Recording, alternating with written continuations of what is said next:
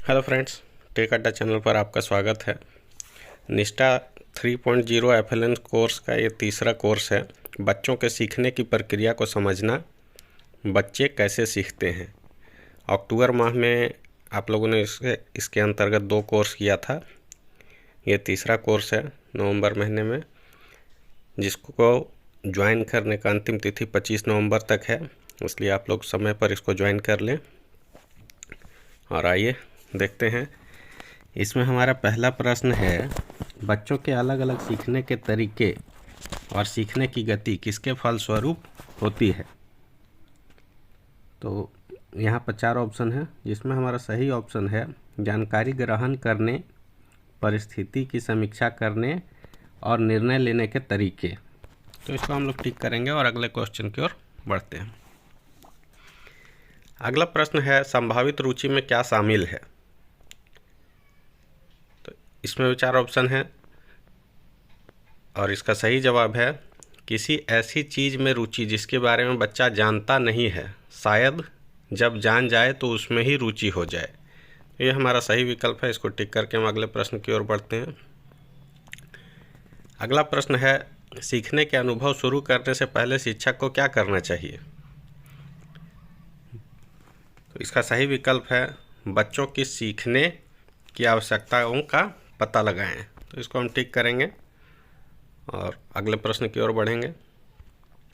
और अभी तक अगर आप लोग मेरे चैनल पर नए हैं तो कृपया चैनल को सब्सक्राइब, लाइक, शेयर ज़रूर करें। धन्यवाद। अगला प्रश्न है, सक्रिय और स्वायत्ती ऑटोनोमस छात्र बनने के लिए बच्चों को क्या करना चाहिए।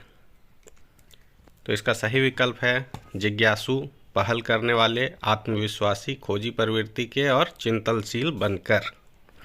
इसको टिक करके हम अगला प्रश्न की ओर बढ़ते हैं। अगला प्रश्न है, बच्चों के वर्तमान स्कूल कार्य और भविष्य के शैक्षिक या आजीविका के लक्ष्य के बीच सहसंबंध कब देखा जाता है। तो इसका सही विकल्प है जब बच्चे उस काम में शामिल होते हैं जिसमें उन्हें आनंद आता है। तो इसको हम टिक करते हैं और अगले प्रश्न की ओर बढ़ते हैं। अगला प्रश्न है, जो बच्चे बहुत प्रश्न पूछते हैं वे कैसे हो सकते हैं। तो इसका सही विकल्प है वे जिज्ञासु हो सकते हैं। तो जिज्ञासु को टिक करेंगे और हम अगले प्रश्न की ओर बढ़ते हैं।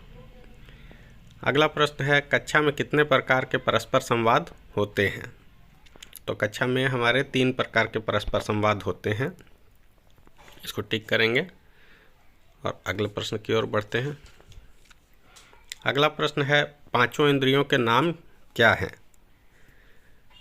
तो यहाँ पे इंद्रिय के नाम तो नहीं दिए हैं, उनका क्रिया के बारे में दिया है। तो 5 इंद्रिय हैं, आँख, जीभ, त्वचा, नाक और कान। तो उससे संबंधित क्रिया क्या हो गया हमारा, देखना, स्वाद, स्पर्श, सूंघना और सुनना। तो इसको टिक करेंगे और हम अगले प्रश्न की ओर बढ़ेंगे। अगला प्रश्न है, सामूहिक पसंद का क्या अर्थ है। तो इसका सही विकल्प होगा किसी विशेष परस्पर संवाद को प्राथमिकता देना, जैसे अकेले कार्य करना, साथी के साथ कार्य करना, बड़े या छोटे समूह में कार्य करना। तो इसको हम लोग टिक करेंगे और अगले प्रश्न की ओर बढ़ते हैं। अगला प्रश्न है, कक्षा में एक ही समय में सभी गतिविधि या रुचि क्षेत्रों की व्यवस्था करने के लिए स्थान की कमी हो तो क्या करनी चाहिए। तो इसका सही विकल्प है एक समय में कम से कम 4 की व्यवस्था करना और प्रत्येक 15 दिन में बारी बारी बदलते रहना। इसको टिक करेंगे और अगले प्रश्न की ओर बढ़ते हैं। अगला प्रश्न है, बच्चों के सीखने में शिक्षक की क्या भूमिका होनी चाहिए। तो सहायक बनना। तो इसको टिक करेंगे और अगले प्रश्न की ओर बढ़ते हैं। अगला प्रश्न है, पहले से मौजूद रुचि में क्या शामिल है। तो इसका सही विकल्प है किसी चीज़ में अत्यधिक रुचि या विशेष लगाव। इसको टिक करेंगे और अगले प्रश्न की ओर बढ़ते हैं। अगला प्रश्न है, बच्चों को सीखने के पूर्व ज्ञात अनुभव कैसे प्राप्त होते हैं। तो इसका सही विकल्प है प्रतिदिन के अनुभव जिनका बच्चे सामना करते हैं। इसको टिक करेंगे और अगले प्रश्न की ओर बढ़ते हैं।